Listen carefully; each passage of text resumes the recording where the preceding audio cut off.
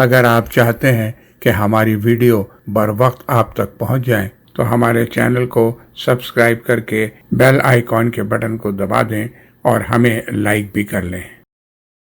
من الشیطان الرجیم، بسم اللہ الرحمن الرحیم۔ رب اشرح لی صدری ویسر لی امری واحلل من لسانی یفقهوا قولی۔ آج کا سیشن شروع کرنے سے پہلے کئی طرف سے ایک ویڈیو سرکولیٹ ہو رہی ہے جو پہنچی ہے مجھ تک بھی، حضرت عثمان غنی رضی اللہ تعالیٰ عنہ کے بارے میں اور ان کی مظلومیت کے بارے میں۔ میں تھوڑا سا سفیائز کر دوں کہ اس میں تو کوئی شبہ نہیں ہے کہ اسلام کے میں خلافت قائم ہونے کے بعد، اسلام کا غلبہ ہونے کے بعد جو سب سے زیادہ تکلیف دہ واقعہ ہے وہ حضرت عثمان رضی اللہ تعالیٰ عنہ کی شہادت کا ہے، اس میں کوئی شبہ نہیں۔ شہید تو حضرت عمر بھی کیے گئے تھے، لیکن ان کا معاملہ یہ تھا کہ ایک شخص نے انڈیویجولی کسی طرح سے ان پر حملہ کر کے انہیں شہید کر دیا۔ اس معاملے میں بغاوت کسی کیفیت ہوئی ہے اور خاصی زیادتیاں کی گئی حضرت عثمان کے ساتھ، اس میں کوئی شک نہیں، انہیں شہید کیا گیا۔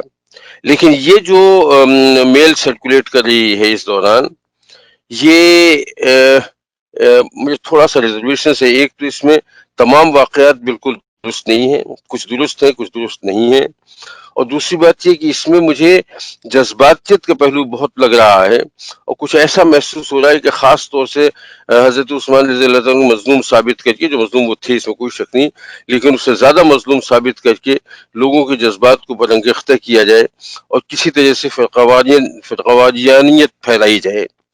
تو تھوڑا سا احتیاط رکھیے گا، اس قسم کی میلز آتی رہتی ہیں اور اس میں کچھ تھوڑی سی باتیں سچی ہوتی ہیں، کچھ اس کے ساتھ اضافہ کر دیا جاتا ہے۔ اس میں بہت محتاط رہنے کی ضرورت ہے، اس میل پہ 100% یقین مت کر دیجیے کری ہے ان دونوں وجہ۔ اس کی ایک یہ بھی ہے شاید کہ 18 ذوالحج کو چونکہ حضرت عثمان کی شہادت ہوئی تھی اور اسی زمانے سے ہم گزر رہے ہیں، تو اس وجہ سے یہ بات مطلب سامنے آ گئی۔ حضرت عثمان رضی اللہ تعالیٰ عنہ کی شہادت کے بعد جو معاملہ ہمارے سامنے آیا سب سے پہلے وہ یہ ہوا کہ عالم اسلام بغیر کسی خلیفہ کے رہ گیا۔ دیکھیے حضرت عمر رضی اللہ تعالیٰ عنہ جب شہادت ہوئی ہے اور نئے خلیفہ کے انتخاب میں 3 دن کا وقت لگا، تو اس دوران میں ایک عبوری خلیفہ کو انتظام دے دیا گیا تھا، تو خلافت میں کوئی گیپ نہیں آیا تھا۔ حضرت عثمان رضی اللہ عنہ کی شہادت جب ہوئی، اس وقت کسی دوسرے خلیفہ کا تصور نہیں تھا، کسی کا نام سامنے نہیں تھا، تو یہ ایک گیپ کی صورت کریٹ ہو گئی کہ اب پوری اسلامی مملکت میں کوئی خلیفہ نہیں ہے۔ ظاہر ہے یہ صورتحال بہت عرصے تک چل نہیں سکتی تھی، ناقابل برداشت تھی، اس لیے بھی خصوصاً کہ جو 2 سپر پاورز آپ کے آس پاس تھیں، ایران اور اس کی روم کی، اس میں سے ایران کا معاملہ تو ٹھیک ہو گیا تھا، اس لیے کہ ایران کا جو مطلب جیسے اس کی ریزسٹنس کا جو کی گنجائش تھی، جو ایرانی بادشاہ کی طرف سے ہوتی تھی، یزدگرد آخری بادشاہ تھا جس کا قتل کر دیا گیا تھا، جس کو مطلب مسلمانوں نے نہیں بلکہ اس کے اپنے لوگوں میں سے اس کو قتل کر دیا گیا تھا، تو بلکہ اس میرے خیال شاید یہ جملہ بالکل درست نہیں ہے۔ اس نے پناہ لینے کے لیے کہیں کسی شخص کے پاس پناہ لی تھی کسی گاؤں میں، اور اس شخص نے اس کے تو یہ بھی نہیں ہوا کہ اس کی اپنی حکومت کے دوران بغاوت ہوئی اور اس کے اپنے سپاہیوں نے قتل کر دیا ہو، وہ نہایت خاموشی سے اس کو ایک شخص نے یوں کہہ دیجئے کہ اس کا مال چرانے کی نیت سے یا اس کا مال چھیننے کی نیت سے اسے قتل کر دیا۔ دوبارہ کہنے کا مقصد ہے کہ ایران میں جو صورت تھی وہاں سے تو ریزسٹنس ختم ہو گئی تھی اور وہاں سے تو خطرہ کم رہ گیا تھا، لیکن روم کی سلطنت بہرحال برقرار تھی، قسطنطنیہ اس کا مرکز تھا، اور یہ بات رہے ذہن میں کہ جب اسلامی مملکت کے معاملات تھوڑے سے خراب ہونے نظر آئے تو وہ یقیناً ان کی نگاہ اس پر تھی اور وہ کوئی نہ کوئی ایکشن لے سکتے تھے، اور خلیفہ کی موجودگی میں ظاہر یہ بہت آسان نہ ہوتا کہ اس کو مینج کیا جا سکتا، تو یہ ضروری تھا کہ فوری طور پہ کسی خلیفہ کا انتخاب کیا جائے۔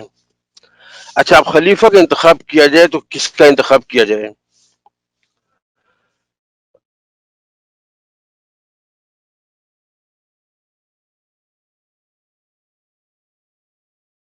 یہ تھی کہ جب حضرت چونکہ آخری صورتحال عثمان کا انتخاب ہوا تھا اور انتخاب ہوا تھا حضرت عثمان اور حضرت علی کے درمیان میں، تو اب اس وقت حضرت عثمان جب نہیں رہے تھے تو ظاہر ہے سب سے بہتر چوائس حضرت علی ہی کی تھی، اور ان کے علاوہ اور کوئی ہو نہیں سکتا تھا جس کو خلیفہ چنا جا سکے۔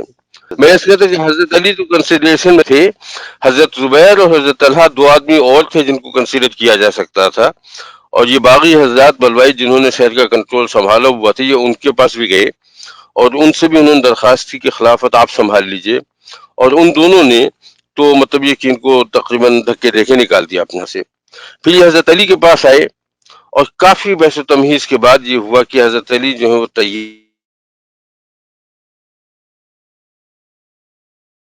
لیکن ان کا بھی خلافت میں تمہارے کہنے سے قبول تو ہو گئی، خلافت قبول کرنے پہ قبول نہیں کر سکتا۔ خلافت کا جو تجربہ وہ مسجد نبوی میں باقاعدہ بیٹھک ہوگی اور وہاں پہ بیعت لی جائے گی، اور جو صحابہ کرام ہیں وہ اگر میرے ہاتھ پہ بیعت کریں گے تو پھر وہ بیعت مطلب اسے میں ایکسیپٹ کروں گا، ادروائز مطلب یہ کہ بیعت میرے لیے بہت زیادہ اس کی کوئی اہمیت نہیں ہوگی۔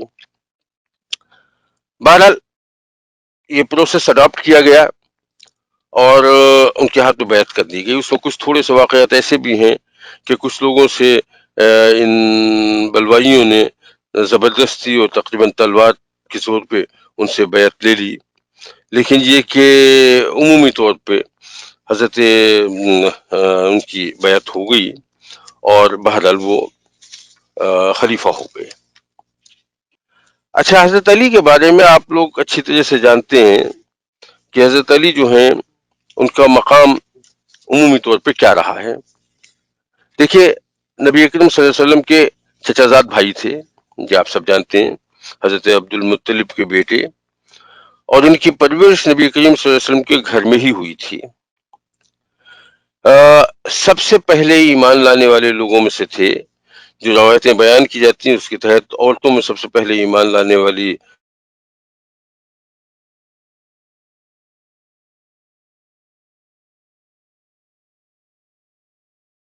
مردوں میں حضرت ابوبکر بی بی خدیجہ رضی اللہ تعالیٰ عنہ تھے، اور لڑکوں میں سب سے پہلے جو ایمان لائی تھے، اور غلاموں میں حضرت زید بن حارثہ، یہ چار آدمیوں کا اول ایمان لانے والوں میں تذکرہ ہے، تو حضرت علی ان اول ایمان لانے والوں میں سے تھے۔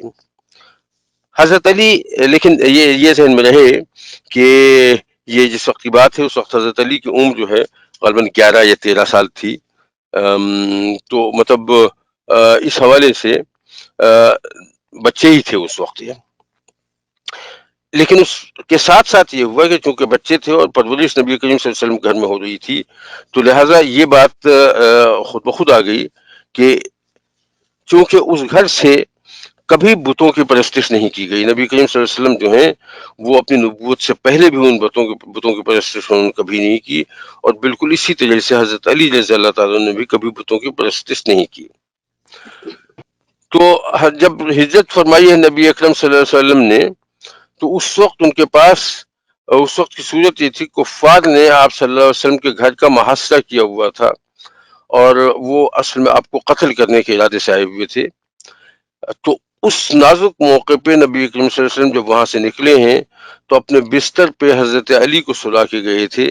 دو حکمتیں تھیں، ایک تو یہ کہ چونکہ بستر آکوپائیڈ ہوگا، لہٰذا اگر کسی نے موقع پا کے دیکھنے کی کوشش کی تو اسے یہ اندازہ ہوگا کہ آپ موجود ہیں، اور دوسرا اس کے ساتھ یہ تھا کہ آپ صلی اللہ علیہ وسلم کے پاس انہی کفار کی کچھ امانتیں تھیں جو انہیں واپس کیے بغیر آپ کا جانا وہاں سے مناسب نہیں تھا، تو ان امانتوں کو حضرت علی کے حوالے کر گئے تھے کہ تم ان امانتوں کو واپس کر کے اس کے بعد پھر تم ہجرت کرنا ہے۔ تو اب یہ واقعہ جو ہے اس بات کو، یعنی حضرت محمد صلی اللہ علیہ وسلم کے بستر پہ سونا ایسی صورت میں جبکہ لوگ انہیں قتل کرنے کے لیے آئے ہوئے تھے، یہ بہت بڑی جرأت کا مطالبہ کرتا تھا، اور یہ بہت بڑی محبت کا بھی مطالبہ کرتا تھا۔ تو حضرت علی کا یہ معاملہ اس وقت کا، اور نبی کریم صلی اللہ علیہ وسلم کا ان پر اعتماد کا معاملہ یہاں سے ہوتا۔ تمام جنگوں میں سوائے جنگ تبوک کے تمام جنگوں میں آپ نبی کریم صلی اللہ علیہ وسلم کے ساتھ شریک رہے ہیں، اور جنگ تبوک میں بھی اس لیے شریک نہیں ہوئے تھے کہ اس وقت آپ کو حضور صلی اللہ علیہ وسلم نے مدینہ کا عامل بنا دیا تھا اپنی ایبسنس میں، چونکہ آپ صلی اللہ علیہ وسلم خود تشریف لے گئے تھے، اور اس بات پہ حضرت علی نے شکایت بھی کی تھی کہ آپ مجھے عورتوں اور بچوں میں چھوڑے چلے جا رہے ہیں. اور اس وقت حضرت کا جملہ جو ہے، جناب صلی اللہ علیہ وسلم کا جملہ جو ہے بڑا اہم ہے، کہ انہوں نے یہ کہا تھا کہ علی تم میرے لیے ویسے ہی ہو جیسے موسیٰ کے لیے ہارون، بس صرف اتنا ہے کہ میرے بعد کوئی نبی نہیں آئے گا. تو یعنی یہ مقام حضرت علی کا تھا. اور یہ خیال ہے کہ یہ جملہ صرف حضرت علی سے نہیں کہا آپ نے، یہ جملہ اس سے پہلے آپ حضرت عمر سے بھی کہہ چکے تھے ایک دوسرے حوالے سے، اور وہ فقہ کے اور علم دین کے حوالے سے تھا، جس میں انہوں نے کہا تھا کہ اگر میرے بعد کوئی نبی ہوتا تو عمر ہوتے، لیکن میرے بعد کوئی نبی ہے نہیں. اسی طرح سے جنگ خیبر کا واقعہ آپ سب لوگوں کے علم میں ہے کہ جب خیبر فتح نہیں ہو رہا تو نبی کریم صلی اللہ علیہ وسلم نے آپ کا انتخاب کیا، اور آپ نے جا کے ایک جو نعرہ حیدری بڑا مشہور ہو گیا ہے وہ کر کے، اور اس کا خیبر کا دروازہ اپنی پشت پہ اٹھا لیا. اور یہ اتنا بھاری دروازہ تھا کہ اس کے بعد اسے کئی لوگوں نے مل کے اٹھانے کی کوشش کی تو وہ اسے اٹھا نہیں سکے.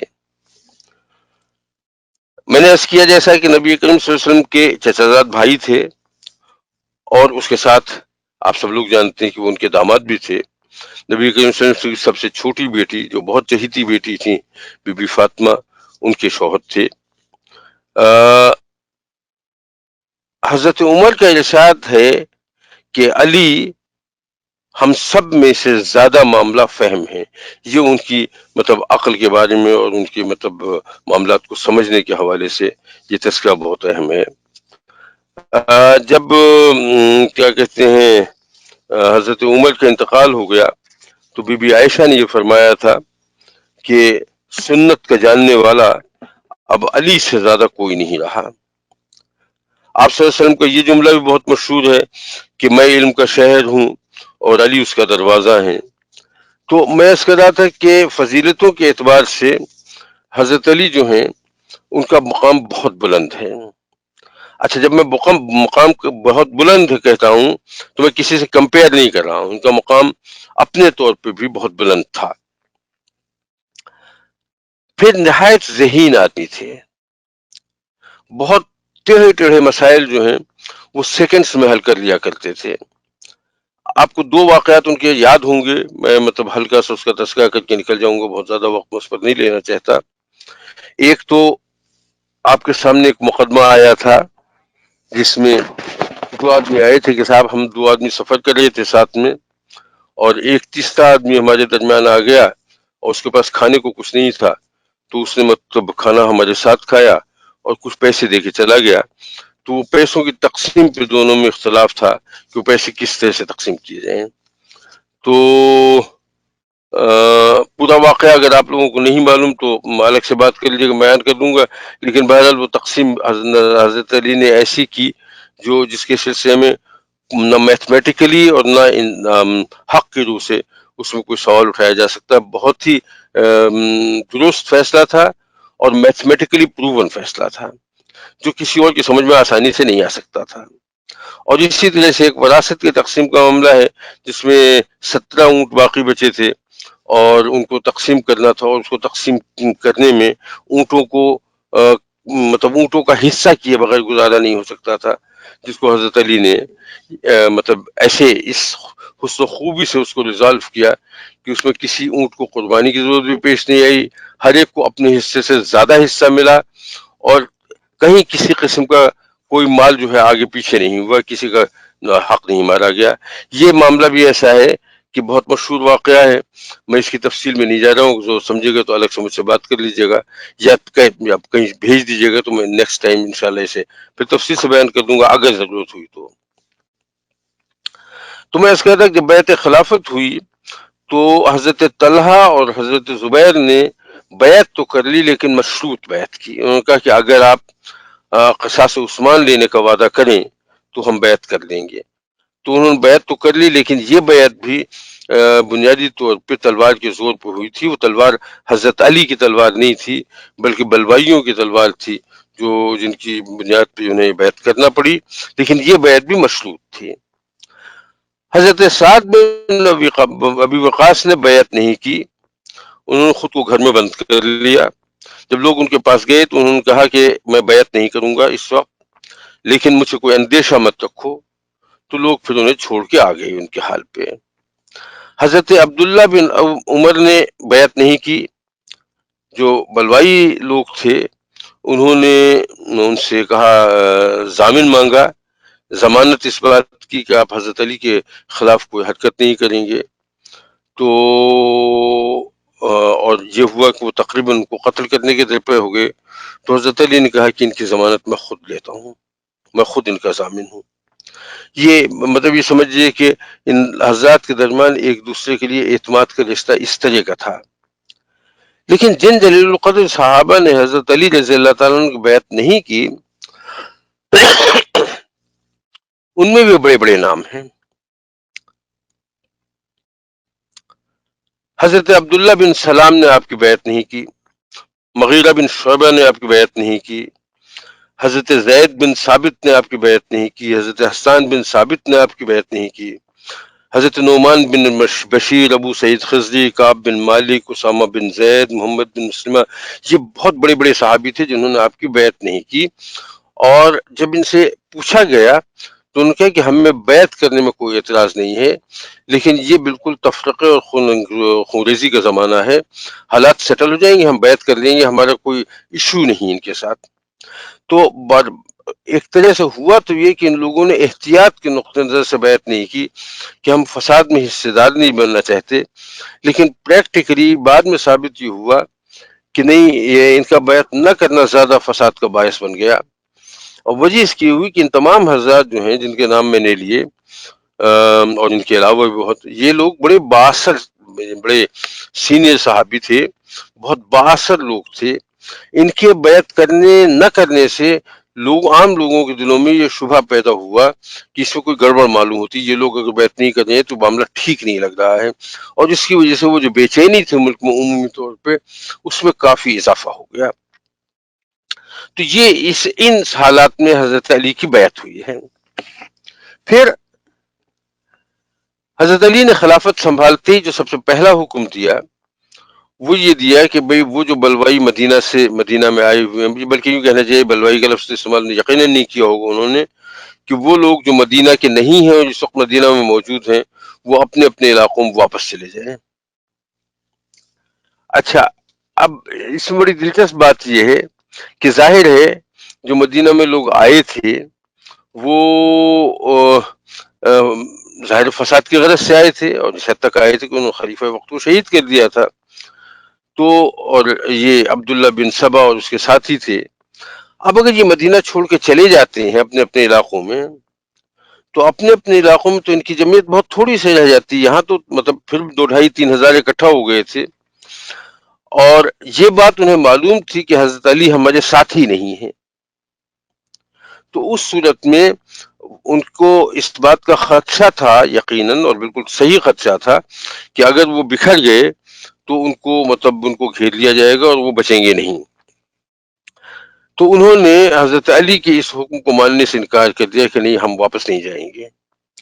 اچھا، اب یہ بات جو ہے یہ پہلی سے صرف بدشگونی سمجھ لیں یا جو بھی کہیں، کہ حضرت علی کا پہلا حکم جو تھا بطور خلیفہ کے وہ نہیں مانا گیا، اور ان لوگوں کی طرف سے نہیں مانا گیا جنہوں نے حضرت علی کو بنیادی طور پر خلیفہ بنایا تھا۔ پھر حضرت زبیر اور حضرت طلحہ نے کوفہ اور بصرہ جانے کی اجازت مانگی کہ ہم یہاں نہیں رہنا چاہتے، ہم بھیج دیجئے۔ تو حضرت علی نے ان کو منع کر دیا، اس جو بھی وجہ ہو، لیکن غالباً یہی وجہ ہوگی کہ وہ مطلب ان کو اپنی نگاہ کے سامنے رکھنا چاہتے تھے، ان سے انہیں کچھ ممکن ہے کچھ خطرہ رہا ہو، تو وہ باہر نہیں جا سکے۔ تیسرا کام جو حضرت علی نے کیا وہ یہ کیا کہ حضرت عثمان کے نامزد جتنے گورنرز تھے مختلف صوبوں میں، ان سب کو معزول کر کے اپنے نئے گورنر وہاں بھیج دیے۔ اچھا، اب دیکھیے صورت یہ ہے کہ نئی حکومت سنبھالی ہے، ملک میں مخالفت موجود ہے، خلیفہ وقت کی شہادت ہو چکی ہے، آپ کو معلوم ہے کہ حضرت معاویہ جو ہیں، جو شام کے گورنر ہیں، جو بہت بہت بااثر گورنر ہیں، وہ آپ کی مخالفت میں آمادہ ہیں۔ اچھا، ایسی صورت میں آپ نے کیا یہ کہ آپ نے تمام عمال کو معزول کر کے اور ان کی جگہ نئے گورنرز کو ان جگہوں پہ بھیج دیا کہ آپ جا کے ٹیک اوور کر لیں۔ حضرت مغیرہ بن شعبہ اور ابن عباس نے مشورہ دیا کہ آپ اتنی جلدی مت کریں، تو تھوڑا سا مطلب کہ معاملے کو ٹھنڈا ہونے دیں، اس کے بعد آہستہ آہستہ اپنے لوگ وہاں لگا دیجیے گا۔ لیکن اس کو حضرت علی نے رد فرما دیا۔ اچھا، بصرہ بھیجا انہوں نے اپنے عامل کو، حضرت عثمان بن حنیف کو، وہاں کوئی مسئلہ نہیں ہوا، انہوں نے جا کے ٹیک اوور کر لیا، اور سوائے اس کے کہ وہاں لوگ جو تھے انہوں نے بیعت تو کی، لیکن کچھ لوگ مطلب مخالفین تھے، کچھ حمایتی تھے، لیکن اوورآل کوئی بڑا ایشو نہیں ہوا۔ کوفہ میں حضرت موسیٰ اشعری کی گورنرشپ تھی، ان کو ہٹا کے ان کی جگہ عمارہ بن شہاب کو لگایا گیا، لیکن ان کو وہاں پہنچنے نہیں دیا گیا۔ راستے ہی میں ان کو کچھ لوگوں نے گھیر لیا، اور یہ ہوا کہ اگر آپ موسیٰ کی جگہ آئے ہیں، موسیٰ اشعری کی جگہ آئے ہیں، تو آپ واپس چلے جائیے، اور ورنہ ہم آپ کو یہیں قتل کر دیتے ہیں۔ اور وہ ایسی جگہ گھیر گئے تھے کہ ان کے پاس کوئی راستہ نہیں تھا، وہ مدینہ واپس آ گئے۔ حضرت عبداللہ بن عباس کو یمن کا گورنر مقرر کیا گیا، وہ گئے، انہوں نے وہاں ٹیک اوور کر دیا، اس لیے خصوصاً کہ یمن کے گورنر جو تھے وہ ان کے آنے سے پہلے ہی وہ مدینہ کی طرف روانہ ہو چکے تھے، تو وہاں کوئی ایشو نہیں رہا۔ مصر میں آپ نے قیس بن سعد کو گورنر مقرر کیا، وہاں بھی جا کے انہوں نے ٹیک اوور کر دیا، کوئی بہت بڑا ایشو نہیں ہوا۔ تو اس طرح سے اچھا، اور اس کے ساتھ آپ نے یہ کیا کہ 2 خطوط لکھ کے بھیجے، ایک کوفہ میں ابو موسیٰ اشعری کے نام اور ایک شام میں امیر معاویہ کے نام۔ ابو موسیٰ اشعری کے نام تو اس حوالے سے کہ چونکہ ان کی جگہ پہ عمارہ بن شہاب کو مقرر کیا گیا تھا، لیکن ان کو رستے سے واپس آنا پڑا، تو ایک تو انہیں خط لکھا اور ان سے یہ کہا کہ میری بیعت لو لوگوں سے، اور اسی مضمون کا خط انہوں نے امیر معاویہ کو بھیجا۔ حضرت موسیٰ اشعری نے تو اس کا جواب دیا مناسب طریقے سے کہ میں نے لوگوں سے آپ کی بیعت لے لی ہے، اور کچھ لوگوں میں بے چینی ضرور ہے، لیکن زیادہ تر لوگ آپ کی بیعت کر چکے ہیں، اور میں بھی آپ کی بیعت کر رہا ہوں، تو وہ معاملہ تو ٹھیک ہو گیا، اس میں تو کوئی ایشو نہیں ہوا۔ حضرت امیر معاویہ کے پاس جس قاصد کو بھیجا گیا اس کو انہوں نے روک لیا کہ میں جواب ذرا سوچ کے دوں گا، تو یہ ہوا کہ انہیں کچھ اس میں وقت لگنا ہے، اور وقت لگنے کے ساتھ ساتھ صرف تھوڑا بہت نہیں بلکہ تقریباً 3 مہینے تک معاویہ نے ان کو اپنے پاس روکے رکھا، اور پھر اس کے بعد ان کو خط کا جواب لکھ کے بھیجا۔ جب وہ خط کا جواب حضرت علی کے پاس آیا اور انہوں نے لفافہ کھولا تو جواب میں سادہ کاغذ تھا۔ اب اس کا مطلب جو ہے وہ آپ لوگ خود ہی اندازہ کر لیجئے۔ جب یہ جواب ملا حضرت علی کو، تو دوسرے الفاظ میں انہیں یہ مطلب یہ کہ میسج مل گیا کہ میں آپ کی بیعت نہیں کروں گا، میں آپ کو خلیفہ تسلیم نہیں کرتا۔ تو ظاہر ہے ایسی صورت میں حضرت علی کے پاس کیا چارہ کار رہ گیا تھا؟ اگر کسی صوبے کا گورنر بغاوت پہ آمدہ ہو جائے تو عام حالات میں بھی اس صوبے کے گورنر کو معزول کر دیا جاتا ہے، اور اگر وہ معزول ہونے کو تیار نہیں ہوتا تو ظاہر ہے اسے پھر بزرگ قوت ہٹانا پڑتا ہے۔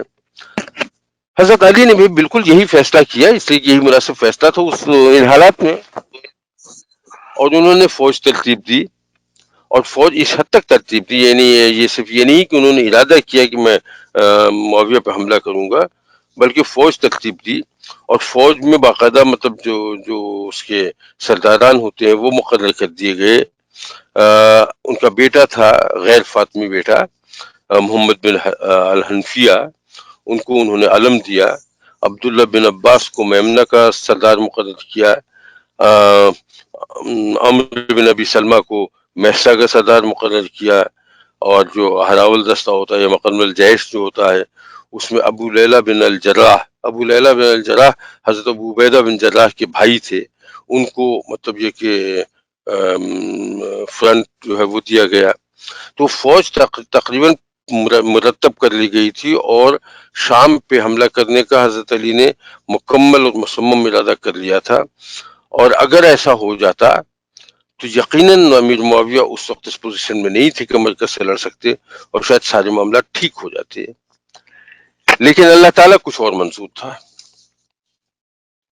بی بی عائشہ جو ہے وہ گئی ہوئی تھی حج کرنے کے لیے حضرت عثمان کے آخری زمانے میں.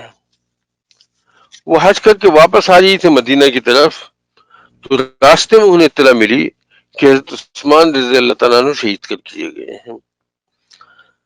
تو مکہ واپس آ گئی، مدینہ نہیں گئی. اور وہاں آ کے انہوں نے اعلان کیا کہ بھائی دیکھیے ایک ایسے شخص کو قتل کر دیا گیا ہے جس کے ساتھ یہ سلوک نہیں ہونا چاہیے تھا. وہ شخص جس نے مسلمانوں کو پانی پلایا، مسلمانوں کے پانی کے لیے اپنا یعنی کنواں خرید کے دے دیا، اس شخص کو اسی کنویں کا پانی نہیں پینے دیا گیا اور وہ پیاس کی حالت میں اس دنیا سے گیا. اور اس طرح سے کئی چیزوں نے کہی کہ یہ کیفیتیں ہوئی ہیں اور میں تو مطلب یہ کہ ان کا قصاص لینے کا ارادہ رکھتی ہوں. اب بات یہ کہ بات ہے بی بی عائشہ کی. نبی کریم صلی اللہ علیہ وسلم کی سب سے چہیتی بیوی تھی. جب ان کا یہ ارادہ دیکھا تو بہت سے لوگ ان کے ساتھ شریک ہو گئے. اس وقت مکہ کے جو حاکم تھے ان کا نام تھا عبداللہ بن عامر حضرمی. یہ اس سے پہلے بصرہ کے حاکم رہ چکے تھے. انہوں نے ان کا ساتھ دینے کا اعلان کیا. سعید بن الاس نے ان کا ساتھ دینے کا اعلان کیا. ولید بن عقبہ نے ان کے ساتھ دینے کا کیا. پھر حضرت طلحہ اور حضرت زبیر بھی وہاں آ گئے. ان سے پوچھا گیا، وہ بھی ساتھ دینے کو تیار ہو گئے. مغیرہ بن شیبہ نے ان کا ساتھ دینے کا ارادہ کیا. مروان بن حکم بھی آ گیا، اس نے بھی ساتھ دینے کا وہ کیا. تو اس طرح سے ایک کافی کثیر لشکر، تقریباً 8-9 ہزار لوگ جو ہیں وہ نہیں، تقریباً 3,000 لوگ جو ہیں وہ تیار ہو گئے عثمان کا قصاص لینے کے لیے. اچھا، اب اس وقت اگر بات تب بھی یہی رہتی کہ 3,000 آدمی یہاں سے سیدھے مدینہ جاتے اور مدینہ جا کے چاہے وہ لڑتے یا چاہے وہ کوئی مذاکرات کرتے تو شاید بات اتنی زیادہ نہیں ہوتی. صرف 3,000 آدمی، بہرحال 3,000 آدمی ہوتے ہیں. لیکن اس کے ساتھ ہوا یہ کہ انہوں نے فیصلہ یہ کیا کہ بھائی بصرہ میں ہمارے حامی بہت ہیں.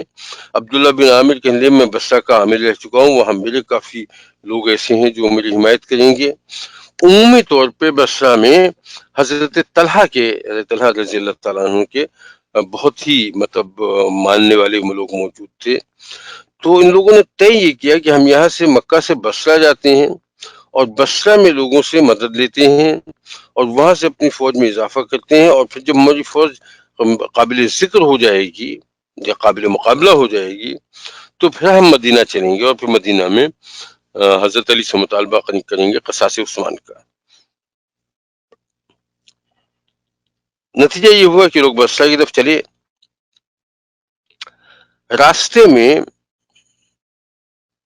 کچھ اہم باتیں ہوئی. پہلی بات تو یہ کہ جس وقت وہ چلے ہیں تو تمام ازواج مطہرات جو ہیں وہ ان کے ساتھ تھیں. سب نے ساتھ چلنے کا ارادہ کیا. آخری لمحے وہ جو تھیں حضرت حفصہ رضی اللہ تعالیٰ عنہ، ان کے بھائی عبداللہ بن عمر بھی آ گئے تھے مکہ. انہوں ان کو منع کرتے کہ نہیں آپ مت جائیں، تو وہ تو رک گئیں. باقی لوگ گئیں. باقی تمام ازواج مطہرات ان کے ساتھ تھیں اور وہ ایک خاص مقام تک سب لوگ گئے اور پھر اس مقام سے وہ باقی سب لوگ آگے نہیں بڑھیں، لیکن بی بی عائشہ وہاں سے لے کے آگے چل پڑیں فوج کو. ایک چشمہ ہے اس علاقے میں جسے خواب کا چشمہ کہتے ہیں.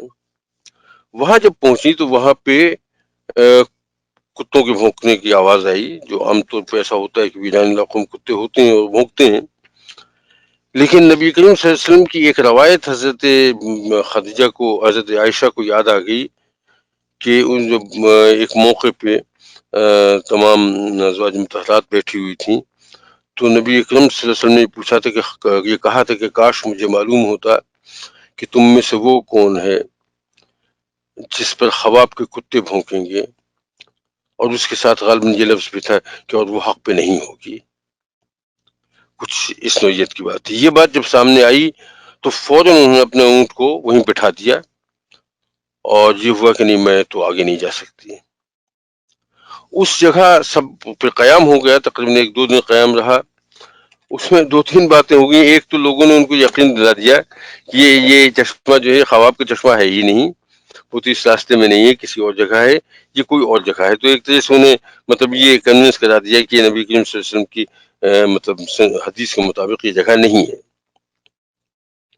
اور پھر وہاں سے لے کے وہ بصرہ کی طرف روانہ ہو گئے. بصرہ میں عثمان بن حنیف عامل تھے حضرت علی کی طرف سے. انہوں نے ریزسٹ کیا، وہ میں تفصیل میں نہیں جاتا، لیکن ریزسٹ کیا، اس حد تک کیا کہ باقاعدہ جنگ بھی ہوئی، اور آخری مطلب یہ کہ ان کو شکست ہوئی. تو بصرہ جو ہے، بصرہ حضرت طلحہ اور حضرت زبیر وغیرہ کے قبضے میں آ گیا، اور حضرت عثمان بن حنیف جو ہیں ان کو کیا کہتے ہیں، ان کو کوئی سزا نہیں دی گئی، ان کو چھوڑ دیا گیا، اور وہ مدینہ میں حضرت علی کے پاس چلی گئے. اور پھر وہاں سے تقریباً انہوں نے جو فوج اکٹھا کی، اور مکہ کی اور فوج تھی اور آس پاس کے لوگ اور آ کے جو ان کے ساتھ اکٹھا ہو گئے، تو تقریباً 30,000 لوگ اکٹھا ہو گئے. 30,000 کی فوج لے کے وہ مدینہ کی طرف چل پڑے. اچھا، حضرت علی کو اطلاع مل گئی ظاہر اس پورے معاملے کی، اور حضرت علی اس وقت بالکل پر تولے ہوئے تھے شام پہ حملہ کرنے کے لیے، امیر معاویہ پہ. لیکن جب یہ ہوا کہ بھئی اتنی بڑی فوج مدینہ کی طرف آ رہی ہے، اور تو ظاہر انہیں وہ شام والا معاملہ جو ہے وہ ملتوی کرنا پڑا، اور پھر ان سے مقابلے کے لیے انہیں تیاری کرنا پڑی. تو وہ بھی مدینہ سے اپنی فوج لے کے نکلے بصرہ کی طرف. تقریباً کوئی 20,000 فوجی ان کے ساتھ تھے. راستے میں ایک جگہ قیام ہوا. دونوں کافی دور تھے لشکر، درمیان میں گیپ کافی تھا، لیکن اس وقت دونوں میں کمیونیکیشن شروع ہوئی. اور حضرت علی نے ان لوگوں کو سمجھانے کی کوشش کی اپنے قاصدوں کے ذریعے کہ بھئی ہمارا اور آپ کو مشن تو ایک ہی ہے. آپ قصاص عثمان کی بات کرتے ہیں، قصاص عثمان تو عدل کی بنیاد پہ رہنا چاہیے، میں اس کے خلاف کیسے ہو سکتا ہوں، عثمان تو میرے بھائی تھے. تو لیکن یہ کہ اس وقت کے حالات بالکل ایسے نہیں ہیں کہ میں فوجی طور پہ مطلب یہ کہ کوئی اتنا بڑا قدم اٹھا لوں. آپ لوگ میرا ساتھ دیجئے تو پھر ہمارے اندر طاقت پیدا ہوگی، اور طاقت پیدا ہوگی ایک دفعہ مطلب ملک جو سٹیبل ہو گیا تو بالکل انتقام لینا آسان ہو جائے، وہ قصاص لینا آسان ہو جائے گا. یہ بات حضرت زبیر، حضرت طلحہ اور بی بی عائشہ سب کی سمجھ میں آ گئی کہ ہاں بات تو ٹھیک کہہ رہے ہیں. تو یہ جو ہے، یہ جو مطلب صلح کا جو کمیونیکیشن ہے، یہ مطلب بہتر ہوتا چلا گیا.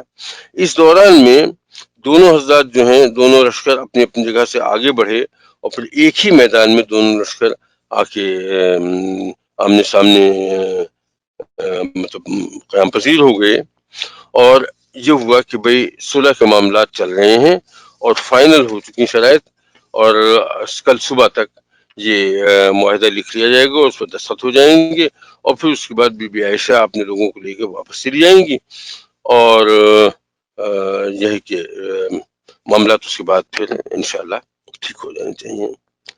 اچھا، اب اس میں دیکھیے، ایک تو ہے حضرت عثمان کی، حضرت عائشہ رضی اللہ تعالیٰ عنہ کے لشکر جس میں 30,000 آدمی ہیں. یہ قصاص عثمان کے لیے آئے ہوئے لوگ ہیں، اور نہایت مخلص لوگ ہیں، اور اسلام کے بڑے پابند لوگ ہیں. دوسری جانب حضرت علی کا لشکر ہے جس میں تقریباً 20 آدمی ہیں، اور یہ بھی نہایت اچھے مسلمان لوگ ہیں. اچھا، اب ان لوگوں کا آپس میں لڑنا جو ہے وہ کسی طرح سے کسی کے لیے مناسب نہیں معلوم ہوتا تھا. لیکن ایک تیسرا گروہ تھا ان میں، جو بہت کم لوگ تھے لیکن فسادی لوگ تھے. یہ عبداللہ بن سبا کا گروہ تھا. جب انہیں یہ ہوا کہ ان دونوں گروہوں میں صلح ہونے والی ہے، تو ظاہر صلح ہو جانے کا مطلب انہیں اپنی موت سامنے نظر آنے لگی. تو انہوں نے ساری کوششیں یہ کی کوئی ایسا کام کر دیا جائے جس کی وجہ سے یہ صلح نہ ہو پائے.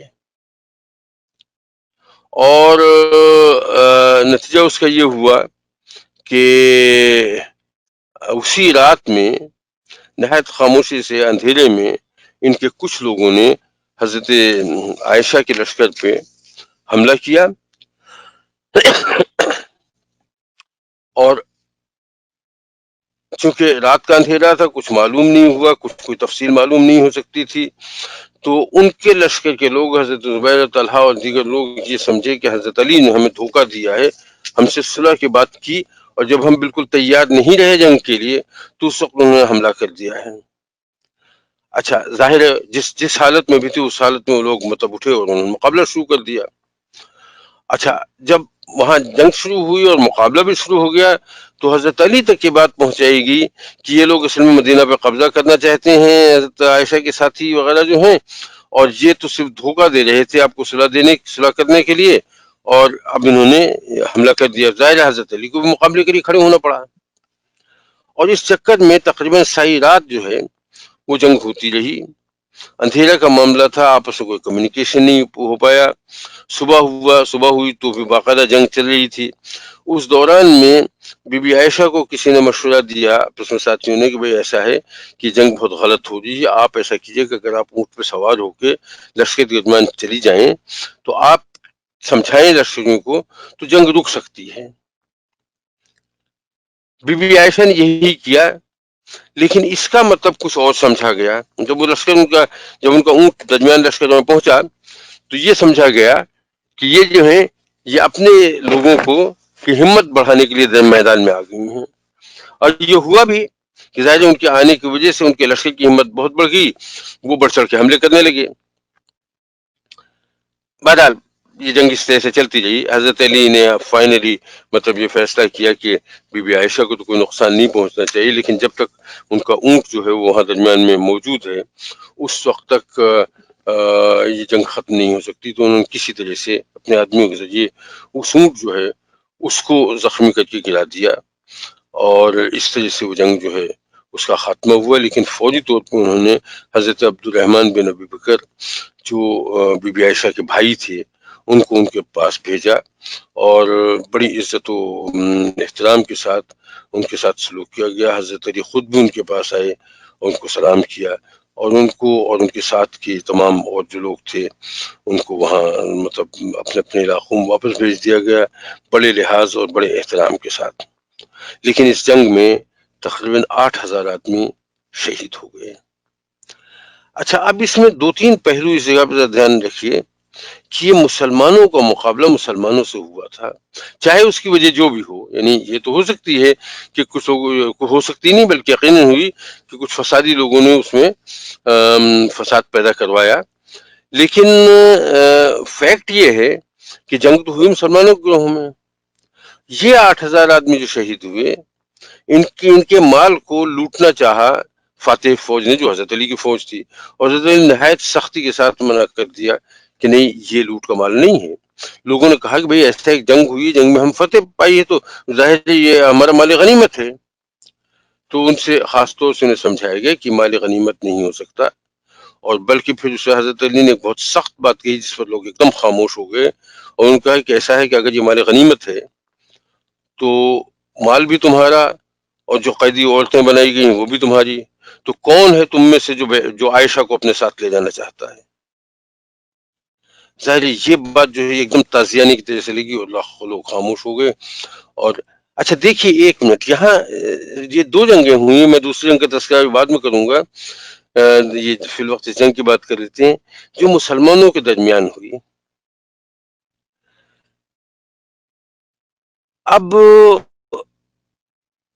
اگر سورہ حجرات آپ لوگوں کے ذہن میں ہو تو اس میں تذکرہ ہے کہ اگر مسلمانوں کے دو گروہوں میں جنگ ہو جائے، اس کا تذکرہ ہے کہ اس میں آپ لوگ صلاح کروا دیجیے وغیرہ، میں بہت تفصیل میں نہیں جانا چاہتا، لیکن بات یہ ہے کہ مسلمانوں کے درمیان اگر جنگ ہو گئی تو اس کے رولز کیا ہوں گے، وہ قرآن مجید نے تو مختصراً بیان کر دیے تھے، لیکن یہ کہ اب جیسے غلاموں کا اور مال غنیمت کا معاملہ ہے اس کے رولز کیا ہوں گے، یہ رولز تو طے نہیں ہوئے تھے۔ تو یہ رولز جو ہیں یہ حضرت علی نے اس وقت طے کیے کہ ان کا مال جو ہے وہ مال غنیمت نہیں ہوتا، تو یعنی ایک طرح سے یہ مسلمانوں کے درمیان جنگوں کے جو اصول و ضوابط ہیں وہ خلیفہ راشد حضرت علی کے زمانے میں متعین ہو گئے تھے. اگر اس وقت ان کا تعین نہ ہوتا تو بعد میں کسی اور کے لیے ان کا تعین کرنا بہت مشکل ہو جاتا. تو بہرحال جنگ جمل ہوئی، اس میں حضرت علی بالآخر ان کی فوج کو کامیابی ملی. چونکہ اس جنگ کا ایک بڑا حصہ اس طرح سے ہوا کہ بی بی عائشہ رضی اللہ تعالیٰ عنہ اونٹ پہ سوار رہیں. اونٹ کو عربی میں جمل کہتے ہیں، اس لیے یہ جنگ جمل کہلائی. اچھا، تھوڑا سا ایک بہت ہی نازک بات میں یہاں کہنا چاہتا ہوں. اس کا تذکرہ ویسے ہو سکتا ہے آپ لوگوں تک پہلے ہی پہنچ گیا ہو، لیکن میں اسے دہرا دینا بہت مناسب سمجھتا ہوں. ہمارے یہاں ایک کیریکٹر ہے ادب میں بی جمالوں کا، اور عمومی طور پہ جن خواتین کے بارے میں یہ سمجھا جاتا ہے کہ وہ ادھر کی بات ادھر لگا کے خاندان میں جھگڑے کرواتی ہیں، یہ دوستوں کے درمیان غلط فہمیاں پیدا کرواتی ہیں، ان کو بی جمالوں کہہ دیا جاتا ہے. یہ بی جمالوں کی جو ترکیب ہے اس کا اشارہ بی بی عائشہ کی طرف ہوتا ہے، اس لیے کہ جنگ جمل جو ہے وہ ان سے ہوئی تھی. تو یہ جو ہے اگر آپ کے گھروں میں یا آپ کے خاندان میں یا آپ کے آس پاس کے لوگ کچھ اس ٹرمینالوجی کو کہیں کہیں یوز کرتے ہیں تو اسے تھوڑا سا ڈسکریج کیجئے. یہ توہین بی بی عائشہ کے بارے میں معاملہ سامنے آتا ہے. خیر، تو یہ تو ایک ضمنی بات تھی. اب اس میں جو مطلب دو تین چیزیں مطلب ذہن میں رکھیے کہ اس میں کچھ اہم لوگ جو ہیں، حضرت زبیر اور حضرت طلحہ بالکل ابتدائی مسلمانوں میں سے تھے، نبی کریم صلی اللہ علیہ وسلم کے بہت قریب تھے، اس درجے کے صحابہ تھے کہ عشر مبشرہ میں ان کا شمار تھا. اس درجے کے صحابہ تھے کہ خلافت کے امیدوار خود نہیں بنے تھے، حضرت عمر نے انہیں نامنیٹ کیا تھا. تو ان دونوں کا بڑا مقام تھا.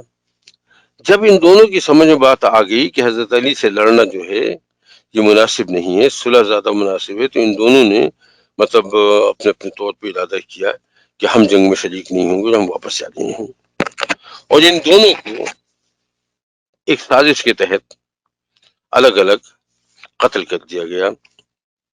بلکہ یہاں تک کہا جاتا ہے کہ وہ جو ہیں حضرت زبیر کو، حضرت طلحہ کو تو مروان بن حکم نے خود تیر مارا تھا، اور وہ اس زہریلا تیر تھا، اور وہ اس سے مطلب شہید ہو گئے تھے. حضرت زبیر کو ایک جو بلوائی تھے ان میں سے ایک شخص جو ہے وہ ان کے ساتھ ہو گیا، ان سے کچھ مسائل پوچھنے لگا، اور چونکہ باقاعدہ وہ ان سے مطلب دینی معاملے میں ایک طرح سے رہنمائی طلب کر رہا تھا، تو انہیں شبہ بھی نہیں ہوا کہ کسی اعتبار سے میرے خلاف ہے.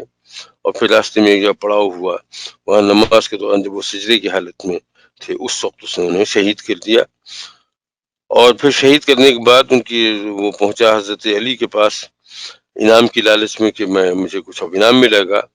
تو حضرت علی نے بڑی لعن طعن اسے کی. جب اس کے ہاتھ میں حضرت زبیر کی تلوار دیکھی تو اسے مطلب تان دیا کہ یہ تلوار جو ہے یہ نبی کریم صلی اللہ علیہ وسلم کی حفاظت میں 25 بار آ چکی ہے. کچھ اس طرح کی باتیں کی تو اس شخص کو پتہ نہیں ندامت ہوئی یا کیا ہوا، اس نے حضرت علی کو بھی برا بھلا کہا، لیکن وہیں اسی جگہ اس نے تلوار گھونپ کے خود کو یعنی خودکشی بھی کر لی. تو کہنے کا مطلب یہ ہے کہ یہ بڑے بڑے صحابی جو ہیں ان دونوں کو، حضرت طلحہ اور حضرت زبیر دونوں کو شہید کر دیا گیا اس طرح سے کہ ظاہر ہے مطلب شاید سمجھا یہ گیا کہ لوگ اگر نہیں رہیں گے تو حضرت علی کو کنٹرول کرنا آسان ہو جائے گا، یا جو بھی مقصد ہو. لیکن یہ فسادی لوگ جو ہیں انہوں نے اس معاملے میں بڑا رول پلے کیا، اور وہ مطلب پلے کرتے رہے اور اب تک پلے کرتے رہتے ہیں. لیکن بہرحال ہم فی الوقت اب تک کی بات نہیں کر رہے ہیں. اب جب یہ معاملہ کیا کہتے ہیں جنگ جمل کا ختم ہوا، جنگ جمل کا جب معاملہ ختم ہوا تو اس کے بعد پھر معاملہ شروع ہوا ایک تیسرا. وہ جنگ جو پوسٹ پون ہو گئی تھی حضرت علی کی حضرت امیر معاویہ سے، اب اس جنگ کی باری دوبارہ آئی. لیکن اب کچھ تبدیلی ہو چکی تھی اس معاملے میں. اب تبدیلی یہ ہو چکی تھی کہ اس ایک مہینے کے عرصے میں جو جنگ جمل میں لگ گیا اس میں حضرت امیر معاویہ کو یہ اطلاع مل چکی تھی کہ علی ان پر حملہ کرنے کا ارادہ رکھتے ہیں، لہٰذا یہ ایک مہینہ انہیں تیاری کے لیے مل گیا اور وہ باقاعدہ اپنی جنگ کی تیاریاں کرتے رہے۔ حضرت علی اس دوران میں جنگ میں مصروف رہے، جنگ جمل میں، لہٰذا انہیں کسی خصوصی تیاری کا موقع نہیں ملا۔ تو یہ ایک تو پوائنٹ یہ حضرت علی کے خلاف یہاں چلا گیا۔ اچھا، دوسرا اس کے ساتھ یہ ہوا کہ حضرت جنگ جمل جو ہوئی ہے اس میں تقریباً 8,000 افراد جو ہیں وہ شہید ہوئے دونوں طرف کے ملا کے۔ اس میں سے ایک بڑی تعداد بصرہ کے لوگوں کی تھی۔ تو ظاہر بصرہ جب حضرت علی گئے ہیں تو باقاعدہ انہیں گھروں سے مطلب کوسنے کی اور گالم گلوچ کی آوازیں سنائی دی، جنہوں نے بالکل لوگوں کو منع کر دیا کوئی ریئیکشن مت شو کرو۔ ہم تو جب کافروں کے علاقے میں جاتے تھے تو ان کی بھی عورتیں اگر مطلب کوئی بدتمیزی کرتی تو ان سے بھی کوئی ایکشن نہیں لیتے تھے ان کے خلاف، یہ تو مسلمان ہوتے ہیں۔ نتیجہ یہ ہوا کہ جو بات کہنے کی تھی وہ یہ تھی کہ حضرت چونکہ جنگ جمل کی وجہ سے بہت کچھ تو خون ہو چکا تھا، لہذا حضرت علی کے لشکر میں ان جگہ کے لوگ پوری دل جمعی کے ساتھ آ نہیں سکے۔ اول تو کم لوگ آئے اور جو بھی آئے وہ بددلی کے ساتھ آئے۔ تو ایک طرف حضرت امیر معاویہ کی فوج ہے جو بڑا جذبہ رکھتی ہے، ان کو روزانہ یہ شاید میں نے تذکرہ کیا تھا، نہیں تو اب سن لیجئے کہ وہ جب حضرت عثمان کی شہادت ہوئی ہے تو بی بی نائلہ کی کٹی ہوئی انگلیاں اور حضرت عثمان کا خون میں تر جو لباس تھا وہ لوگ لے کے دمشق چلے گئے امیر معاویہ کے پاس، اور وہاں وہ روزانہ اس کی نمائش کرتے تھے اور لوگ ان کو اس کو دیکھ کے روتے تھے۔ تو لوگوں کے جذبات ابھارے گئے تھے خاص طور سے حضرت عثمان کی حمایت میں۔ تو وہ یہ جو کیفیت تھی وہاں پیدا کر دی گئی تھی، یہ بالکل مطلب جس طرح سے بعد میں شیعان علی کی بات ہوئی بالکل اسی طرح سے شیعان عثمان کی حیثیت بن گئی تھی ان کی، اور اس طرح سے ان کو ایسا کیا گیا کہ بڑا جوش دلایا گیا۔ اور ادھر حضرت علی کے لشکر میں ظاہر وہ جوش و خروش کی کیفیت نہیں تھی، جنگ سے تھکے ہوئے بھی تھے، اور جو جنگ سے بچے ہوئے لوگ تھے جو جنگ میں شریک ہوئے بھی وہ بھی کھلے دل کے ساتھ شریک نہیں ہوئے۔ پھر تیسرا جو تھا وہ کہ حضرت علی کے لشکر میں وہ بلوائی بھی موجود تھے، وہ فسادی بھی موجود تھے جنہوں نے اصل میں سارا ہنگامہ کیا ہے، ظاہر ان کے خلاف حضرت علی کچھ کر نہیں سکے۔ تو ظاہر وہ بالکل مطلب یہ کہ تو اس عالم میں ایک تیسری جنگ ہوتی ہے جس کو جنگ صفین کہا جاتا ہے۔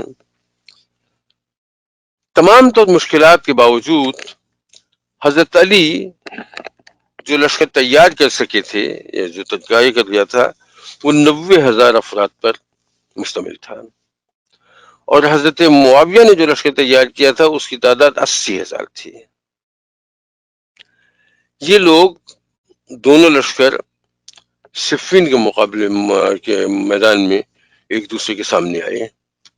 اس کو کچھ تھوڑا سا پانی کے پہ قبضہ کرنے کا بھی جھگڑا ہے، لیکن بہرحال اس کو دیجیے، اس وقت پہلے حضرت معاویہ نے قبضہ کر لیا تھا، لہٰذا حضرت علی کے لوگوں کو پانی نہیں مل رہا تھا، اس پر جنگ شروع ہو رہی تھی، لیکن پھر اس کے بعد اس پر پانی کی اجازت دے دی گئی، جیسے دی گئی جیسے بھی توان کرہن، لیکن بہرحال وہ اجازت چونکہ مل گئی تو اس پر تو فساد، اس پر تو بات ختم ہو گئی۔ لیکن جب جنگ شروع ہوئی تو جیسے کہ جنگ کا طریقہ عام طور پہ ہوتا تھا اس زمانے میں کہ شروع میں ایک ذاتی مبارزت ہوتی تھی، یعنی ایک آدمی اس لشکر کو اور ایک آدمی اس لشکر کا، اور وہ دونوں میں آپس میں مقابلہ ہوتا تھا۔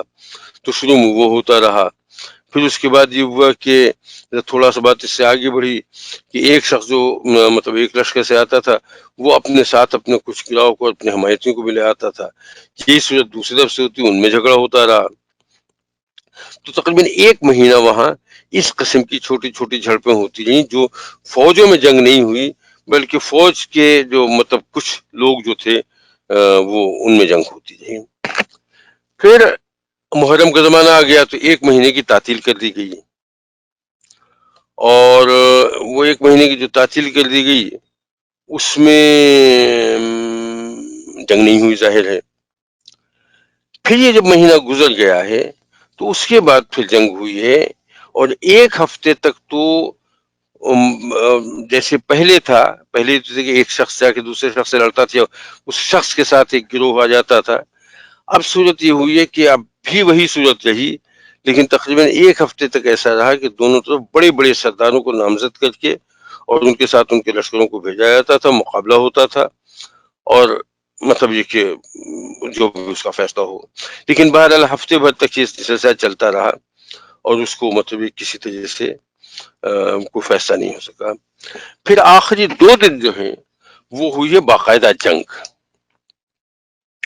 اور بہت زیادہ تفصیل میں گئے بغیر اس جنگ میں ظاہر وہ بہت بالکل ٹکر کا مقابلہ تھا، دونوں لشکر برابر برابر تھے، اور ظاہر دونوں تو بڑے بہادر لوگ تھے، اور دونوں نے مطلب یعنی یہ لوگ جو تھے دونوں طرف ایک دوسرے کے ساتھ مل کے کفار سے جنگ کر چکے تھے، ایک دوسرے کی ترکیبوں سے دوسرے چالوں سے واقف تھے، لہذا ان کو ایک دوسرے کو شکست دینا اتنا آسان نہیں تھا. تو تقریباً 2 دن تک وہ جنگ چلتی رہی، اور 2 دن بعد ایک سٹیج ایسا آیا کہ حضرت معاویہ بالکل ٹریپ ہو گئے، اور یہ ہوا کہ اب ان کو بالکل شکست ہونے والی ہے. تو اس وقت پھر ایک جنگی چال چلی حضرت عمر بن العاص کے مشورے سے. انہوں نے قرآن کو نیزوں پہ بلند کر کے اور یہ اعلان کروانا شروع کر دیا کہ قرآن کو حکم بنا لیتے ہیں ہم، فیصلہ قرآن کرے گا. اچھا، اب یہ تھی تو جنگی چال، لیکن حضرت علی کے لشکر میں اس کی وجہ سے اختلاف پیدا ہو گیا، اور اختلاف کچھ یوں پیدا ہوا کہ کچھ لوگ کہنے لگے کہ نہیں، یہ قرآن کو درمیان میں لے آئے ہیں تو جنگ روک کے اور قرآن کو حکم بنا لینا چاہیے. کچھ لوگ یہ کہتے رہے کہ نہیں، یہ صرف جنگی چال ہے اور یہ ہار رہے ہیں، اس وجہ سے انہوں نے اس کو ایک طرح سے آخری حربے کے طور پہ استعمال کرنے کی کوشش کی ہے. لیکن حضرت علی کے لشکر میں اس وقت جن لوگوں کا زیادہ زور چلا وہ لوگ تھے جن کا یہ تھا کہ صلح کر لینی چاہیے اور قرآن کو حکم بنا لینا چاہیے. اور حضرت علی نے اپنی مرضی کے خلاف اپنے لشکر سے مجبور ہو کے، اس لیے جب لشکر نے ایک طرح سے لڑنے سے انکار ہی کر دیا تو حضرت علی کیا کر سکتے تھے، تو اس معاملے کو ایکسپٹ کرنا پڑا اور اس جنگ رکی. اس کی جو شرائط طے ہوئی وہ یہ طے ہوئی کہ بھئی ایسا ہے کہ دونوں طرف سے ایک ایک حکم مقرر کیا جائے گا، اور وہ دونوں آدمی اپنے لوگوں سے مشورہ کر کے یہ طے کریں گے کہ اب اس کے بعد کا کورس آف ایکشن کیا ہوگا.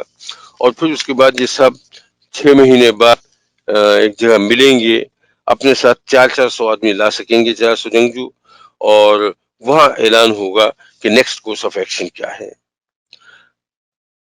مختصراً بات یہ ہے کہ یہ ہوا بھی، اور امیر معاویہ کی طرف سے عمرو بن العاص جو ہے وہ حکم بنائے گئے، حضرت علی کی طرف سے حضرت موسیٰ بن اشعری جو ہیں ان کو حکم بنایا گیا. اور لیکن وہ بڑا دلچسپ قسم کا واقعہ ہوا، دلچسپ کیا دردناک بھی کہنا چاہیے، کہ وہاں جب لوگ پہنچے اور مطلب یہ ہوا تو دونوں نے مل کے یہ طے کر لیا کہ بھئی ایسا ہے کہ دیکھیے ایک فساد کھڑا ہو گیا ہے، ایسی صورت میں مطلب اب سیدھا سادہ راستہ یہ ہے کہ حضرت علی اور حضرت امیر معاویہ دونوں کو معزول کر دیا جائے اور کسی تیسرے آدمی کو خلیفہ چن لیا جائے. یہ تجویز معقول لگی تو عمرو بن العاص نے ان سے کہا کہ بھئی ایسا ہے کہ آپ بزرگ ہیں، آپ اعلان کر دیجئے. تو حضرت موسیٰ اشعری نے جا کے اس کا اعلان کر دیا کہ میں علی کو معزول کر رہا ہوں، اور عمرو بن العاص جو ہے وہ معاویہ کو معزول کر دیں گے بھی، تو پھر اس کے بعد کسی تیسرے آدمی کا انتخاب ہوگا. اس کے بعد حضرت عمرو بن العاص آئے، انہوں نے کہا کہ ایسا ہے کہ ہم دونوں بیٹھے ہیں، ہم نے بات کی ہے، اور اس کے نتیجے میں آپ نے دیکھا کہ حضرت موسیٰ اشعری نے اپنے آدمی علی کو معزول کر دیا ہے، اور میں معاویہ کو معزول نہیں کر رہا ہوں، لہذا وہ واحد حکمران رہ گئے ہیں، تو اب سلسلہ ختم ہو گیا، ایک ہی حاکم ہے. تو اور سا شور مچا کہ دھوکہ دیا انہوں نے، مطلب لیکن بہرحال بات یہی ہوئی کہ بات وہیں ہوگی، دونوں ایک ہی دونوں الگ الگ رہ گئے. وہاں کچھ جنگ کی صورت پیدا ہوئی لیکن لوگ کم تھے تو جنگ تو نہیں ہو پائی، اور وہاں سے لوگ الگ الگ ہو کے اپنے اپنے علاقوں میں چلے گئے. لیکن بات یہی رہی کہ دو الگ گروہ رہے. دمشق پہ اور شام کے علاقے پہ حضرت معاویہ کی حکومت رہی، اور ادھر مدینہ میں اور کوفہ وغیرہ میں اس میں حضرت علی کی حکومت رہی. اور اس سے پہلے کہ ہم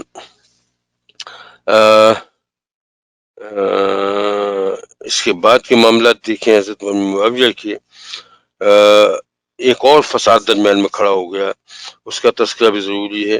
لیکن اس سے پہلے میں صرف اتنا عرض کر دوں کہ جنگ صفین جو ہوئی ہے اس میں شہید ہونے والے جو ہیں ان کی تعداد جو ہے وہ تقریباً 70,000 تھی. اب یہ 70,000 وہ لوگ تھے جو دونوں سے ملا کے یہ وہ لوگ تھے جو اسلام کے نام پہ کفار سے لڑتے تھے.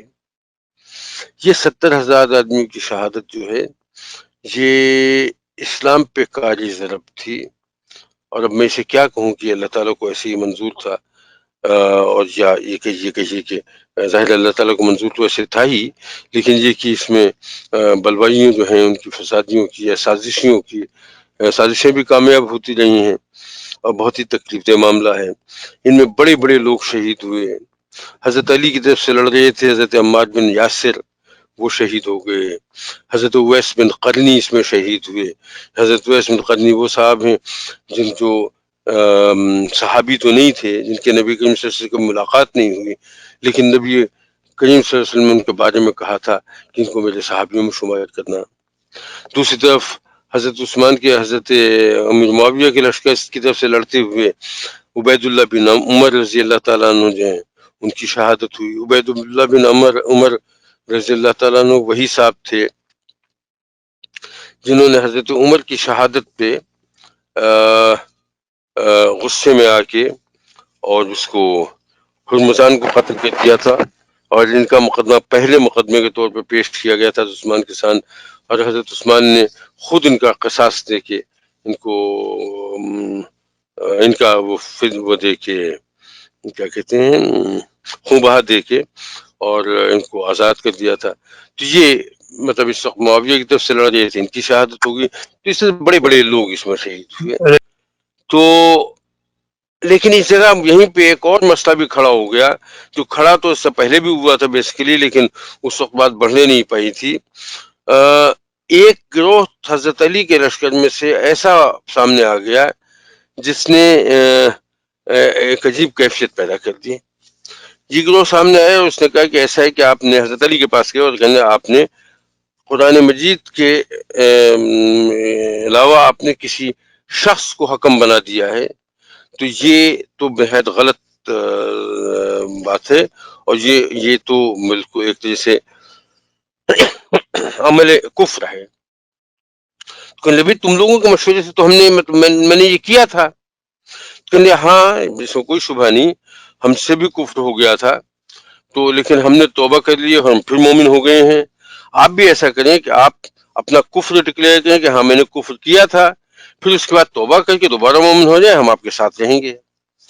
تو حضرت علی کہنے لگے بھائی میں مطلب کیسے اس بات کو کر سکتا ہوں، میں کافر ہوں ہی نہیں، میں مطلب ابتدا سے مسلمان ہوں اور ہر طرح سے مطلب مسلمان ہوں، اور یہ فیصلہ کہ میں نے حکم بنا لیا یہ فیصلہ بھی قرآن مجید کے خلاف بالکل نہیں ہے. یہ بھی ایسا ہے کسی ڈسپیوٹ کی صورت میں حکم بنایا جا سکتا ہے. تو اس میں ان کی دلیل یہ تھی کہ وہ ڈسپیوٹ جو ہے صرف مطلب یہ کہ عورت اور مرد کے درمیان جو نکاح کے معاملات ہیں اس کے ڈسپیوٹ کے لیے حکم کی بات ہوئی ہے. تو حضرت یہ کہنا تھا کہ وہ اصول جو ہے وہ ہر ڈسپیوٹ پہ لاگو ہوتا ہے، بٹ انہیں نہیں کیس. مقصد یہ ہے کہ انہوں نے اس بات پہ زور دیا کہ حضرت علی جو ہیں وہ پہلے یہ ڈکلیئر کریں کہ ہاں میں کافر ہو گیا تھا یا ہو گیا ہوں، اور پھر اس کے بعد نئے سرے سے ایمان کا اعلان کریں توبہ کے ساتھ، تو ہم ان کے ساتھ سے کہیں گے. ظاہر یہ بات حضرت علی نہیں مان سکتے تھے، یہ نہیں مانی گئی. اور پھر اس کے بعد وہ گروہ جو ہے مضبوط ہوتے ہوتے ہوتے ہوتے انہوں نے مطلب ایک باقاعدہ فرقے کی حیثیت کر لی جس کو حضرت علی نے نام دیا خوارج کا کہ خارجی ہیں. تو اور پھر اس کے بعد ایسا ہوا کہ انہوں نے بہت ہی عجیب قسم کے معاملات جو ہیں اس کی بنیاد پہ مسلمانوں کو قتل کرنا شروع کر دیا. جب عجیب قسم کے معاملات میں کہہ رہا ہوں تو اس میں ایسا ہے کہ یہ بات ذہن میں رکھیے کہ قرآن مجید نے ہمیشہ ایمان اور عمل کی بات کی ہے، والذین آمنوا وعملوا الصالحات۔ اس میں ایک تو ایمان ہے باللسان اور تصدیق بالقلب، اور دوسرا ہے عمل۔ ان دونوں کو الگ الگ رکھا گیا ہے۔ اگر عمل میں کوئی کمی رہ جائے، اگر عمل میں کمی رہ جائے تو وہ گناہ ہے، اس گناہ کی سزا ملے گی، لیکن اس کا یہ مطلب قطعاً نہیں ہوتا کہ آپ جو ہیں وہ ایمان سے خارج ہو گئے ہیں۔ انہوں نے جو کام یہ کیا، خارجیوں کا ایک مثال کے طور پر دے رہا ہوں، ایسے بہت سے معاملات تھے، لیکن مثال کے طور پر کہ ایک صاحب انہیں ملے، ان کے بارے میں معلوم ہوا کہ وہ نماز ان کی چھوٹ گئی ہے، تو انہوں نے یہ ہوا کہ شخص نے نماز چھوڑ دی ہے بغیر کسی شرعی عذر کے، تو اس نے بنیادی طور پہ اللہ تعالیٰ کو کی حاکمیت سے انکار کر دیا ہے، لہذا یہ شخص کافر ہو گیا ہے، اور چونکہ یہ مسلمان تھا اور مسلمان سے کافر ہوا تو یہ مرتد ہے، تو یہ اس کو قتل کر دیا، اور اس بنیاد پر انہوں نے 2500 لوگوں کو اس قسم کے معاملات پہ قتل کر دیا۔ پھر اسی دوران میں حضرت خباب کو کہیں ان کے علاقے سے گزر ہوا سفر کے دوران، تو حضرت خباب سے انہوں نے پکڑ لیا ان کو، اور ان کو سوال جواب کیے، اور انہوں نے ان سے پوچھا گیا حضرت ابوبکر کے بارے میں، حضرت عمر کے بارے میں، تو انہوں نے فرمایا کہ نہیں، بہت نیک لوگ تھے۔ حضرت عثمان کے بارے میں بھی انہوں نے یہی کہا۔ حضرت علی کے بارے میں جو بات آئی تو انہوں نے تب بھی یہی کہا کہ حضرت علی جو ہیں وہ مطلب علم دین کے حوالے سے ہم سب سے بہتر جاننے والے ہیں۔ یہ بات ان خارجیوں کو پسند نہیں آئی، تو ان کو، ان کی بیوی کو، ان کے قافلے کے جتنے لوگ تھے ان سب کو انہوں نے شہید کر دیا۔ اب یہ بات ہوئی تو حضرت علی رضی اللہ تعالیٰ عنہ سے برداشت نہیں، اور پھر انہوں نے اپنی فوج تیار کی اور ان سے مطلب یہ کہ جنگ کی۔ یہ کون سے علاقہ ہے، جنگ ہمیں نہیں، نہروان کا علاقہ جو ہے وہاں ان کی مطلب جنگ ہوئی، اور اس جنگ میں بھی ایسا ہو گیا کہ حضرت علی نے جب تک جا کے تقریر کی اور سمجھایا تو اس میں سے کچھ ایک گروہ جو حضرت علی کے لشکر میں آ کے شریک ہو گیا، کچھ جگہیں چھوڑ چھوڑ کے چلے گئے، بہت تھوڑے سے لوگ تھے جنہوں نے جنگ کی، اور اس میں سے بھی سب لوگ مار دیے گئے ان کے، سوائے 7 آدمیوں کے، حالانکہ 12,000 کے قریب ان کی فوج تھی، 12,000 میں سے کافی لوگ مطلب ادھر ادھر ہو گئے۔ کچھ لوگوں نے جنگ کی، وہ سب مارے گئے، صرف 7 آدمی ان میں سے بچے تھے۔ تو یہ 7 آدمی جو ہیں، یہ وہاں سے نکل آئے۔ تو جنگ نہروان جو ہے وہ خارجیوں سے جنگ تھی، اس میں حضرت علی کو فتح تو ہو گئی، لیکن اس فتح کا نقصان یہ ہوا کہ اس کے بعد جب انہوں نے شام پہ حملہ کرنے کے لیے فوج اکٹھا کرنے کی کوشش کی امیر معاویہ کے خلاف، تو بالکل سرے سے لوگ سامنے آئے ہی نہیں اور فوج تیار ہی نہیں کر پائے، لہذا شام کا معاملہ کھٹائی میں پڑا رہ گیا۔ میرے پاس بہت تھوڑا سا وقت ہے، میں مختصراً جلدی سے مطلب بات کر کے، انہی 7 آدمیوں سے، 7 خارجیوں میں سے جو بچ گئے تھے، ان میں سے 3 آدمیوں نے مل کے یہ طے کیا کہ اس معاملے کو ختم کر دینا چاہیے، اور ان تینوں میں سے یہ ہوا کہ تینوں آدمیوں نے وقت مقرر کیا، اور یہ ہوا کہ ہم ایک ہی وقت میں 3 آدمیوں کو قتل کر دیتے ہیں، تو پھر اس کے بعد ان کی جگہ نیا آدمی منتخب ہو جائے گا اور سارا جھگڑا ختم ہو جائے گا۔ ایک شخص کو، ابن ملجم کو، حضرت علی کو قتل کرنے پہ لگایا گیا، اور وہ کامیاب ہو گیا، اس نے حضرت علی کو قتل کر دیا، یعنی براہ راست تو نہیں، لیکن اتنا گہرا زخم آیا کہ اسی سے مطلب شہید ہو گئے۔ ایک شخص کو لگایا گیا حضرت عمرو بن العاص کو قتل کرنے پہ، اس نے بھی کیا اور وہ کامیاب ہو گیا۔ اب یہ قسمت کی بات ہے، اللہ تعالیٰ کی حکمت تھی کہ اس دن عمرو بن العاص جو ہیں یہ مصر میں تھے، مصر کے گورنر تھے، وہ اس دن کچھ ان کی طبیعت ٹھیک نہیں تھی، تو انہوں نے اپنی جگہ کسی اور کو فجر کی امامت کے لیے بھیج دیا، اور وہ جو خارجی تھا وہ انہی کو عمرو بن العاص سمجھ کے اس نے انہیں قتل کر دیا، اور حضرت عمرو بن العاص بچ گئے۔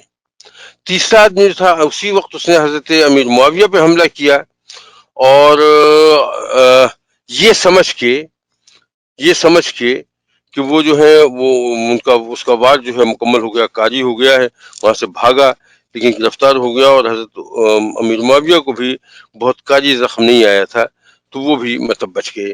تو اس طرح سے تینوں پہ حملہ کیا گیا اور اس نیت سے کیا گیا کہ تینوں کو بیک وقت قتل کر دیا جائے تاکہ جو بنیادی کردار ہیں اس وقت وہ سارے درمیان سے نکل جائیں اور نیا کوئی آدمی رکھا جا سکے.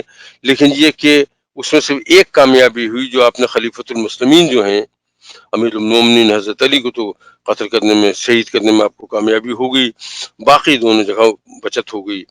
اللہ تعالیٰ کو ایسے ہی منظور تھا. تو اس اعتبار سے حضرت علی کے زمانے میں نے آج کور کر دیا ہے.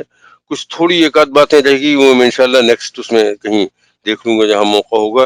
آج وقت بھی کافی ہو گیا تو بہت تھوڑا سا وقت بچا ہے سوال و جواب کے لیے, تو فلور آپ لوگوں کے لیے. بسم اللہ. شیخ صاحب السلام علیکم. وعلیکم السلام. یہ مجھے بتائیے کہ آپ نے کہا کہ دونوں طرف سے مسلمان جنگ میں شامل تھے اور دونوں شہید ہو گئے, تو شہید تو اللہ کی راہ میں ہوتے ہیں, تو اس کی کوئی ڈیفینیشن شہید کی؟ دیکھیے شہادت کا معاملہ جو ہے وہ ہم اور آپ اس کا فیصلہ کرنے والے نہیں ہیں. اس کا فیصلہ کرنے والے جو ہیں وہ اللہ تعالیٰ ہیں. میرے پاس صرف حضرت علی رضی اللہ تعالیٰ کا قول موجود ہے جو انہوں نے یہ بات کہی تھی جنگ جمل کے بعد کہ دونوں طرف کے لوگ جو ہیں وہ جنتی ہیں. تو اب اس کی بنیاد پہ آپ جیسا چاہیں فیصلہ کر لیجئے. میرے پاس صرف حضرت علی کا قول ہے جس کی بنیاد پہ میں بات کہہ رہا ہوں کہ وہ شہید تھے. صاحب میں ایک بات کہنا چاہ رہا تھا, وہ یہ کہ کمنٹ کے طور پہ کہ یہ تاریخ آپ نے جو بیان کی ہے اس وقت, وہ دیکھ کر سن کر بہت زیادہ تکلیف دہ تاریخ ہے یہ, اور بھی بڑے افسوسناک حالات. وہ بات یہ ہے کہ اس میں بڑے بڑے صحابہ اس میں شریک ہوئے اور ان کا وہ شہید بھی ہوئے. تو اس کو ہم کس اس میں لیں گے کہ اتنے بڑے بزرگ لوگ جو ہیں وہ اس میں شامل تھے دونوں طرف سے, بلکہ تینوں دیکھیے طرف. امن بھائی ایک بات, تکلیف کا باعث ہے. نہیں یہ دیکھیے ایک بات سن لیجیے. یہ بات یہ کہ اس میں کوئی شبہ نہیں کہ بہت ہی انتہائی تکلیف دہ معاملہ ہے کہ اتنا بڑا حادثہ ہو گیا اور ایسے لوگوں کو موجودگی میں ہو گیا اور ایسے لوگ اس میں شہید ہو گئے. یہ بات تو ٹھیک ہے, لیکن اب اس میں بات یہ کہ دو صورتیں ہیں. ایک صورت تو یہ کہہ دیجیے کہ صاحب وہ سب لوگ, میں اللہ تعالیٰ میں مطلب کسی کو گستاخی مد نظر نہیں, میں سب بات سمجھانے کے لیے بات کر رہا ہوں کہ ایک صورت تو یہ کہہ دیجیے کہ صاحب وہ سب بالکل بے عقل لوگ تھے, ان کی سمجھ میں نہیں آیا کہ ہم اتنا بڑا فساد کھڑا کر رہے ہیں اور لڑی ایک دوسرے سے. ظاہر یہ بات نہ ہم کہہ سکتے ہیں نہ سمجھ سکتے ہیں. اچھا اب ہوا یہ ہے کہ اس قسم کے حالات پیدا ہوئے کہ ایسی چیز ہو گئی. اللہ تعالیٰ اگر ان سے سیو ہوئی ہے یا ان میں سے جن سے بھی سیو ہوئی ہے اللہ تعالیٰ نے معاف فرمایا. ہم کے لیے صرف دعا کر سکتے ہیں اور کیا کریں. اس سلسلے میں ایک چیز ایسی ہو گئی جو ہونی نہیں چاہیے تھی. رشید صاحب السلام علیکم, اپنا مرض کر رہا ہوں. یہ بتائیے کہ تو پھر حضرت عمرو بن عاص کے بارے میں کیا رائے قائم کی جائے؟ کس کے بارے میں؟ حضرت عمرو بن عاص کے بارے میں. صحابی رسول تھے, لیکن انہوں نے جو فیصلہ جو کیا حکم کے طور پر, اس کے بارے میں پھر کیا رائے قائم کی جائے ان کی ذات کے بارے میں؟ بھائی دیکھیے یہ اس کا معاملہ اب تھوڑا سا بھی یہاں بھی احتیاط کی ضرورت ہے. صحابی رسول تھے. بات یہ ہے کہ اس کو قرآن مجید میں ایک لفظ آتا ہے واللہ خیر الماکرین. جب ہم بات کہتے ہیں کہ فلاں شخص بہت مکر کرتا ہے تو ہم اس کو بہت نیگیٹو معنوں میں لیتے ہیں. جب وہی بات اللہ کے لیے کہی جاتی ہے تو ہم اس کو پازیٹیو مانتے ہیں کہ اللہ سے زیادہ بہتر تدبیر کرنے والا کوئی نہیں ہے. حضرت عمرو بن العاص صحابی تھے. کسی صحابیوں کے بارے میں جو حضرت محمد صلی اللہ علیہ وسلم کی احادیث ہیں اس کے حوالے سے ہم کسی صحابی کے بارے میں غلط رائے نہ قائم کر سکتے ہیں نہ اس کا اظہار کر سکتے ہیں. اچھا یہ معاملہ جو ہے جس میں جو حکم والا معاملہ ہے, اس میں جس طرح سے ہم بچ سکتے ہیں وہ یہ ہے کہ یہ جنگی چال تھی, ایک طرح سے جنگی تدبیر تھی. بڑے مدبر آدمی تھے, انہوں نے اپنی فتح کے لیے ایک راستہ نکالا ہے. میں اس سے زیادہ کچھ نہیں کہنے کی پوزیشن میں ہوں. ٹھیک. اچھا حضرات اجازت دیجیے میں دعا کر لیتا ہوں اور انشاءاللہ اگلے ہفتے 6:45 پہ ملاقات ہوگی. ربنا آتنا فی الدنیا حسنۃ وفی الآخرۃ حسنۃ وقنا عذاب النار. ربنا لا تزغ قلوبنا بعد إذ هديتنا وهب لنا من لدنك رحمة إنك أنت الوهاب. ربنا ظلمنا أنفسنا وإن لم تغفر لنا وترحمنا لنكونن من الخاسرين. ربنا تقبل منا إنك أنت السميع العليم وتب علينا إنك أنت التواب الرحيم والسلام على المرسلين والحمد لله رب العالمين. अगर आप चाहते हैं कि हमारी वीडियो बर वक्त आप तक पहुंच जाए तो हमारे चैनल को सब्सक्राइब करके बेल आइकॉन के बटन को दबा दें और हमें लाइक भी कर लें.